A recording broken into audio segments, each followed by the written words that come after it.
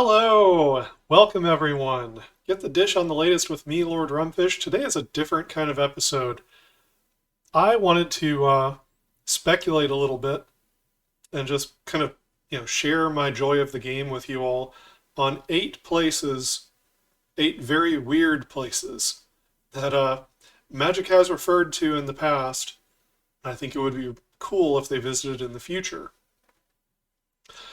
So, some of the most recent sets that were big successes are some of the sets where they took a risk. Kamigawa Neon Dynasty was a big risk for Wizards, and it paid off, and everyone wishes that they had stayed there for longer. Um, it's not the only example. Streets of New Capenna is also, a big risk for them. The power level of New Capenna wasn't quite as high, but all the feedback that I've heard from players is that they love the art style and the themes of New Capenna. So I think, judging by the way that these sets have been accepted by the Magic community, that they're going to keep trying to return to their successes, but they may start taking more risks. And I think it would be wonderful for them to start taking more risks. I'd love to see some of the weirdest places that have ever been referred to in Magic lore. We could make another video at some point speculating about other, archetypes and worlds that Magic could visit, like the Wild West. But for this video, we're going to go to a list of places that already exist in Magic lore. So, no further ado. We're going to start with the plane of Echoir. And it was represented on the card Enigma Ridges, which, is already a great name and a great piece of art. A single card, even a plane chase card, just represents one location on the plane. It's hard to draw many conclusions about it. Lands and mana may be working a little differently on Echoir. Gravity may be less important there. And the mechanics of this card in particular help you find lands and get more lands out. The other thing that Echoir is known for is being the plane that was visited by Dak Faden in the Spell Thief comic. So the only location in this case that Dak Faden went to is a Titan's castle. So this Titan collector collects creatures from other planes in magical spheres like the spell Arrest. Was also visited by his nemesis, Sifa Grint, who he killed on Ravnica. But the fact that this Titan has access to a diverse group of different creatures that it collects from other planes of existence, and that the Enigma Ridges has this kind of free-flowing relationship with lands, maybe means that Echoir has an easier time of connecting to other planes of existence. And now with the Omen paths, that could mean that Echoir could be kind of a nexus point, where it's very easy for an Omen path to open up to Echoir. Up next, we're looking at the Zephyr Maze, which is the plane of Kyneth. Now, Kyneth is kind of a blank slate in terms of a plane. This is the only reference, as far as I know, in the entire game of Magic to the plane of Kyneth. That being said, we see this wild landscape, those kind of organically formed waterfalls are spewing out of it. Whether that means that water is pumping up through the structure to make these waterfalls, or whether that means the water is teleporting to these spots. Either way, the Zephyr Maze is hinting at a really strange world. This particular card can let creatures fly, gives a boost to flying creatures, but this is just one spot on the plane of Kyneth. It seems to be suggesting that the natural elements are taking the world kind of in a direction more like limbo, where natural laws are actually being superseded by the strength of the elemental forces. It could also be that something else strange is happening with Kyneth. Maybe the ether, the magic there is shaping things oddly. Maybe there are teleportations that are taking place. Maybe wind and water and things are flowing in odd directions. But color me intrigued. All right, up next we're looking at the plane of Vryn. I believe it first featured here on Trail of the Mage Rings. So, as many of you may know, Vryn is the home plane, the birthplace of Jace.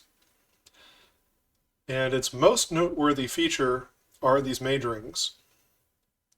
One of the most interesting aspects of the Mage Rings is that no one knows who built them, and they don't have the means to rebuild them, or in some cases even repair them. There are some of these Mage Rings that have fallen into disrepair and can no longer be used. And the Sphinx Alhammaret, who Jace got into a mind battle with in the story of Magic Origins. Alhammaret was concerned with keeping the factions kind of on an even playing field, that so long as either faction felt that they could get the upper hand, that it would save the infrastructure of Vryn, because no one knows how to build it or repair it.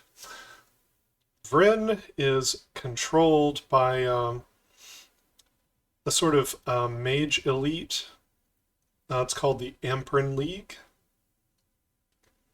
They have power over what's called the core states. All of the mana gets funneled to them through these mage rings from across an entire continent or more. It's contested by the Trovian separatists, who theoretically want to be free of the Amprin League, but in practice, both of the factions are trying to gain control of the Mage Ring network. So, Vryn has a lot of mysteries to it. There's sort of this ominous question of who built the Mage Rings and why it existed in the first place. And if that faction is dead, why are they dead? Or if they left, could they come back?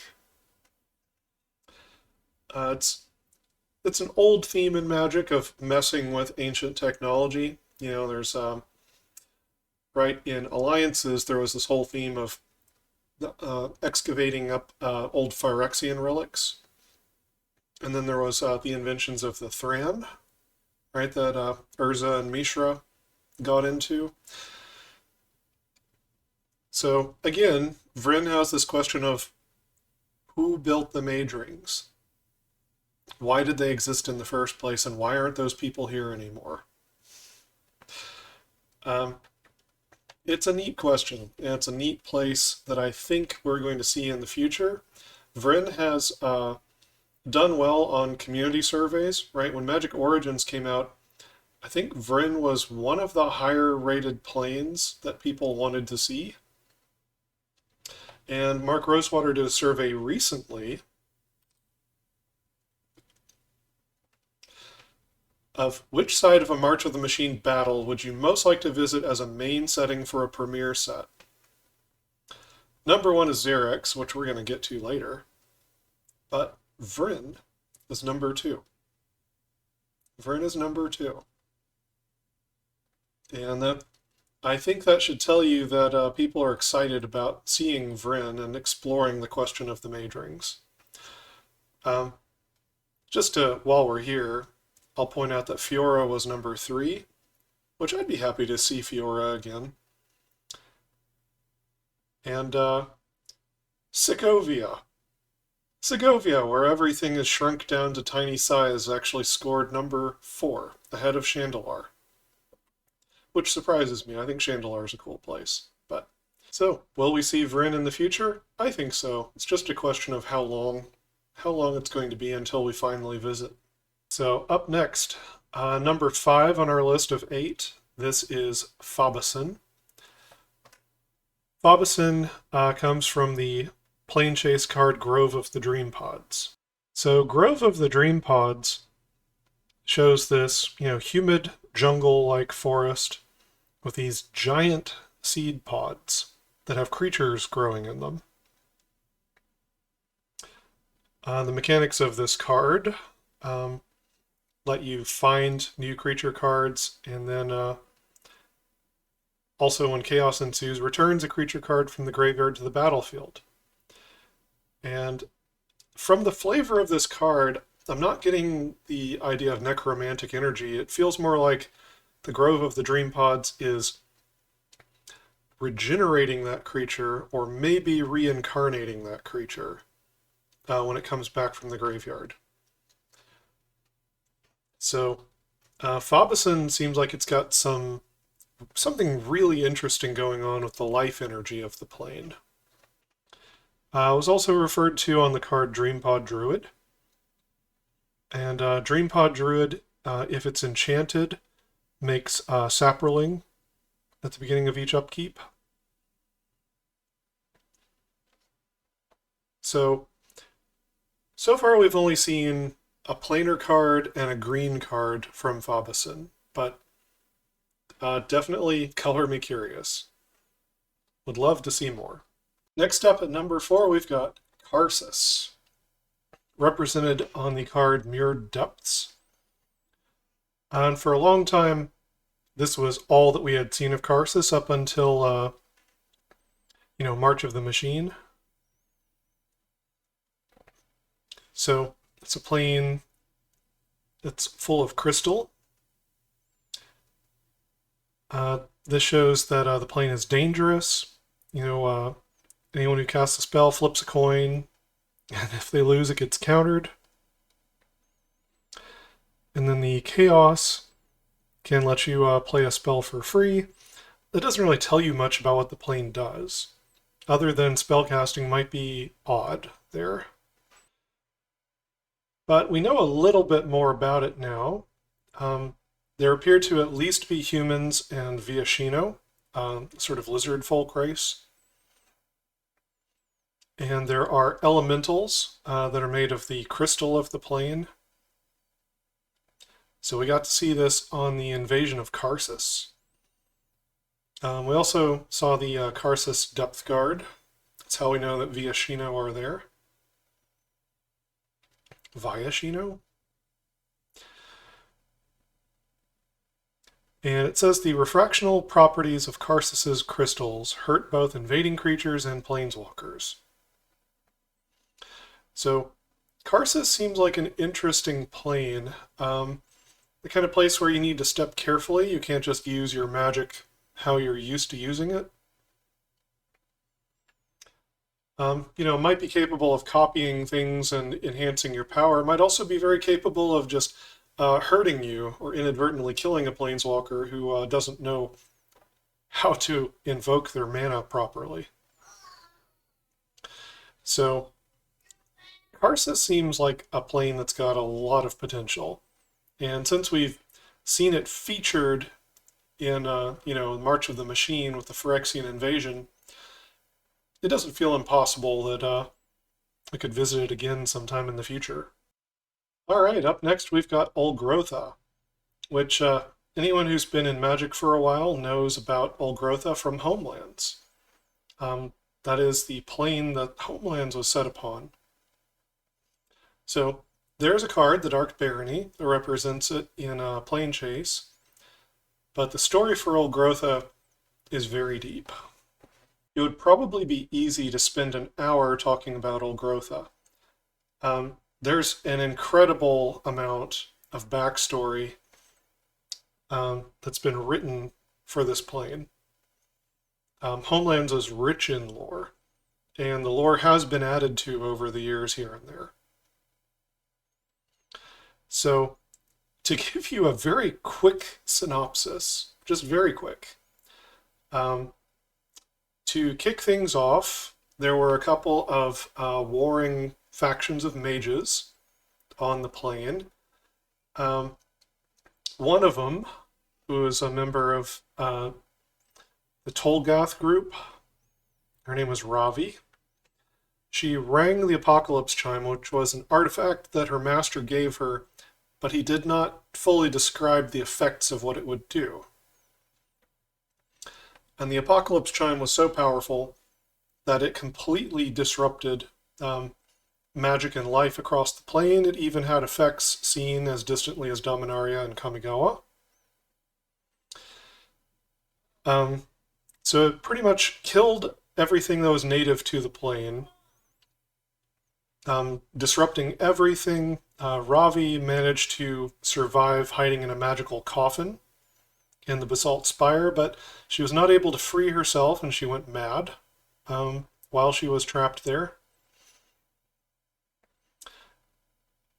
The only way that mana was able to come back into the plane, right? The plane became a dead zone, where most of the plane was uninhabitable, just a zone of death, drained all the mana out of anyone who came there. But there was an interplanar portal which kept leaking mana out from other planes. And it was a kind of an island. And this fused this small area into the, expansion that we know as Homelands, where the rest of the plane is just this dead mana zone. And the inhabitants of Homelands all came from the invaders, people who were summoned in. They were not the originals who lived there. So a second interplanar portal got opened up by a colony of dwarves who dug through from another plane through a subterranean planar gate. So Olgrotha has at least 2 planar portals in this island area outside of the dead mana zone, where creatures are able to live and survive. Now, without trying to get into all the points of the story here, Baron Singir seems to have conquered the plane. There may still be some small pockets of resistance, some dense forest, and in the Koskan Mountains, there may still be some other colors of mana present, but when Leshrac visited, he sensed that the dominant mana in the land was black. He saw a vampire army marching in the night at the command of Ison's Shade. So it's entirely possible that Baron Singir has basically conquered most of the things of value within Olgrotha. And that means he might be turning his sights onto the 2 planar portals that exist. And might be thinking about expanding out into other worlds, other domains. Maybe getting a little bored with this, plane that's mostly dead mana. It seems less likely that Omen Paths would open to this plane because how much of it is dead mana, but it has 2 freestanding planar portals. So that's not really the issue here. The thing that would really be the most exciting about returning to Olgrotha is just the incredible amount of lore that's attached to it. Some people think of Innistrad as being like the replacement for Olgrotha with the, Gothic horror element, but I think Olgrotha could have other elements attached to it. Plus, an expansion wouldn't have to feature solely on the plane of Olgrotha.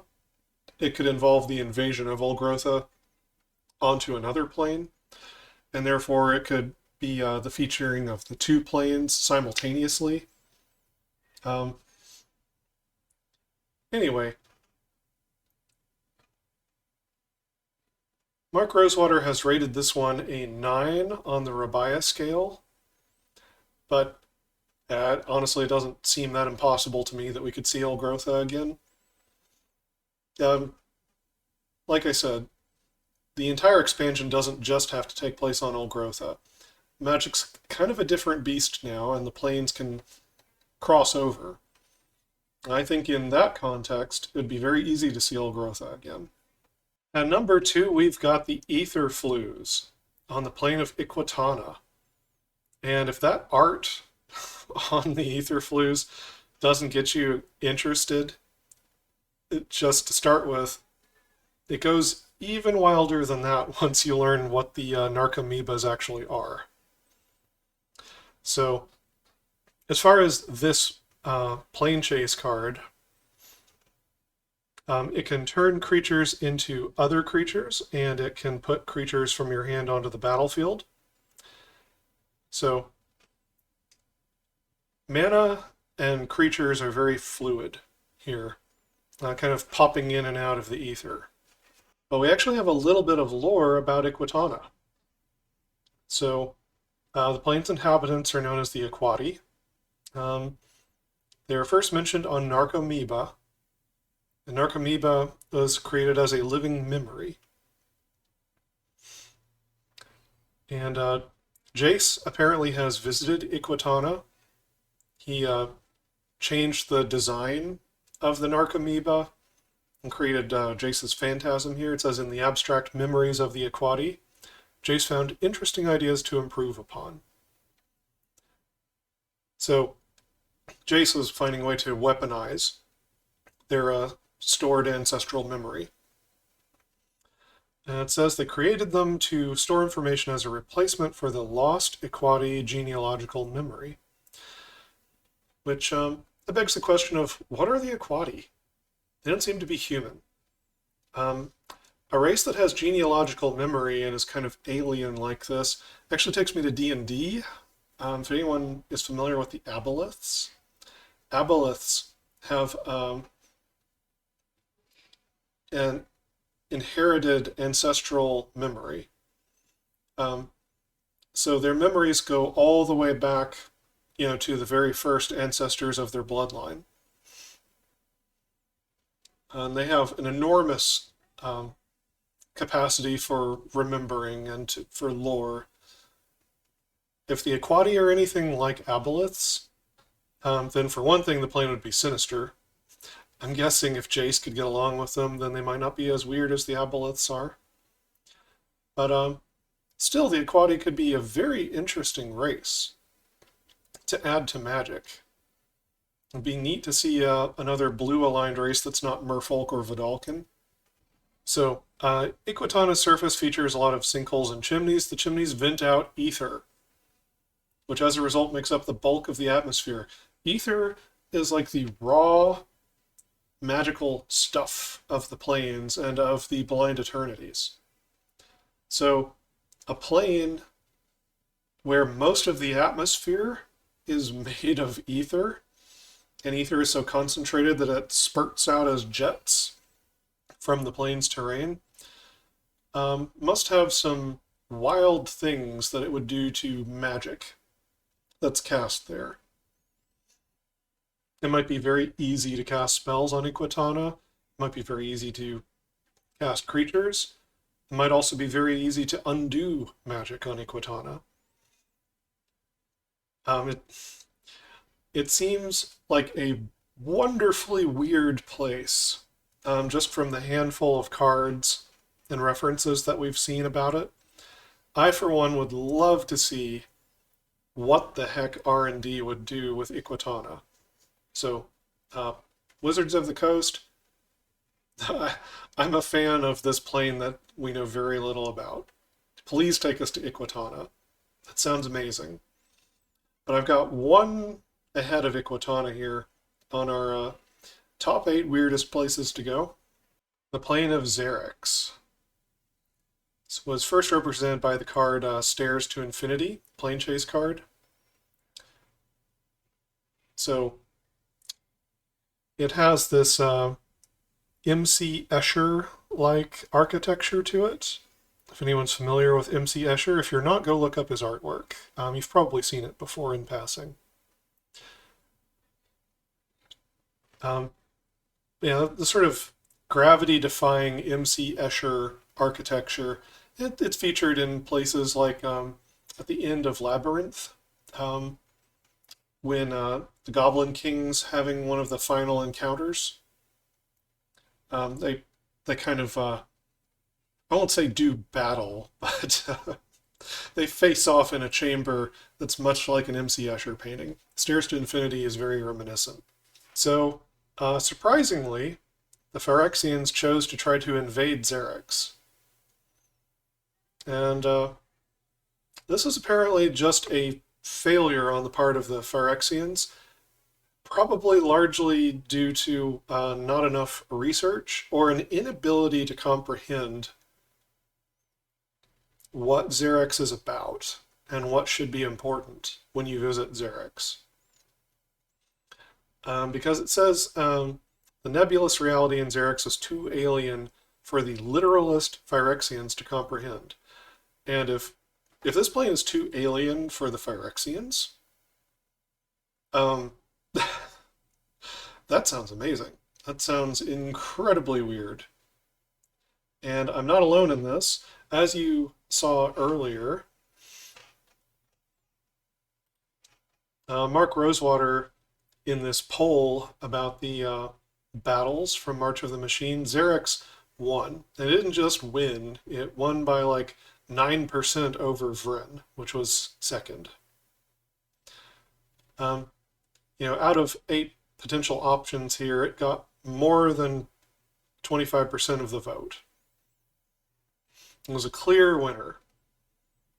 We don't know much about Xerex, just that reality is different there. It's warped. It may have some mathematical principles in play. Things are obviously not what they seem. It may be kind of like a dream realm or a realm of possibility. Maybe not completely unlike Bolus's meditation plane, but Bolus's meditation plane was artificial. Xerex might just be a natural plane that has these fantastically strange features. So the question of whether we're going to visit Xerex in the future, I think is a yes. I think we will. It not only featured on a battle, but players love it. They responded very well in the poll. So I think Xerex is probably right up there with Vryn in terms of being likely to be visited in the future. As for me personally, I would love to see us visit all 8 of these places. I want to see lots of weird new locations in Magic. As far as I'm concerned, the stranger the better. I want Magic and its intellectual property to have its own unique feel that's not like a copy of some other place. So if even a few of these turned out to be, home runs, really neat sets that resonate with players, places they want to return back to over time, that's growing Magic and the story of Magic and the IP of Magic. And I think that's very important to the long-term health of the game. So, thank you for joining me on this journey, talking about these 8 weird places to go. If I've left out one of your favorite planes of lore, some place that you know of in the Magic universe that you'd like to see, sound off in the comments. I would love to discuss. And we'll probably do another video somewhere down the line talking about like other worlds and tropes and stuff, like Magic goes to a Western plane, that kind of thing, or a gritty noir style plane, which could maybe get a little bit into the political intrigue of Fiora. or something. Anyway, that's a different video. For now, like, subscribe, check out my other videos on YouTube. It'll help me out, if you care to. And until next time, never stop honing your critical thinking and empathy.